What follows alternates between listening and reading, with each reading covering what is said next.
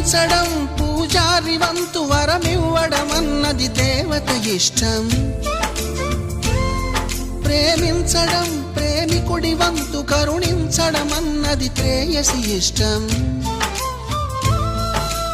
ఎందువల్ల నిన్ను ప్రేమించిందో చిన్ని మనసుకే తెలియదుగా, నిన్ను మరవడం జరగదుగా. ఎందువల్ల నువ్వు కాదన్నావో ఎదురు ప్రశ్నలే వేయనుగా, ఎదురు చూపులే ఆపనుగా. ఏనాటికో ఒకనాటికి నీ ప్రేమ సాధిస్తా. నిన్ను చూడాలని ఉన్నా, నిన్ను చూడాలని